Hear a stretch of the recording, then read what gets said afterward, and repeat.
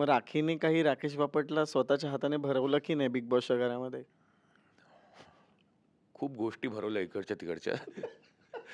त्या तर नक्कीच आहेत. ती चुगलखोर एक इथे एक सांगायची, तिथे एक सांगायची. मी म्हटलं, हां, "राखी किती गेम खेळतेस यार आणि दिसतंय समोर तू गेम खेळतेस म्हणून." हां.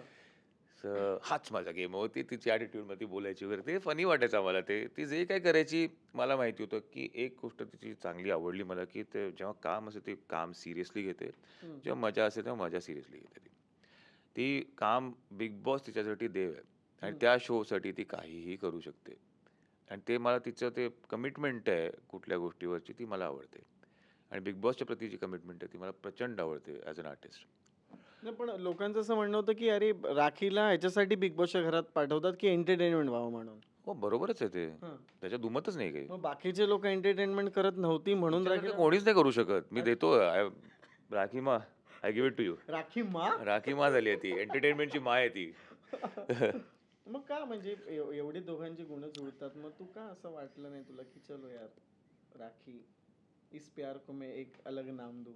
हा माईक तुझ्या डोक्यावर घालणार आहे तो मी. अरे नाही रे, हां. राखी आणि मी खूप चांगले आणि तिने फीलिंग्स एक्सप्रेस केल्या. आम्ही बोललो पण आहे. आम्ही हं. मॅच्युअर लोकं आहोत. आम्ही सिच्युएशनला असं हँगिंग ठेवत नाही. तिचे तिचे फीलिंग्ज आहेत. माझे मी क्लिअर केले होते, की मला फ्रेंडशिप जास्त इम्पोर्टंट वाटते कुठल्याही नात्यापेक्षा. कारण की काही नाती टिकत नाहीत, पण फ्रेंडशिप टिकते दरवेळेला. सो आणि राखीवर मला तो बॉन्ड झालाय. ती माझी खूप चांगली फ्रेंड आहे. तिला कधी माझी गरज लागेल तेव्हा मी असेन तिथे.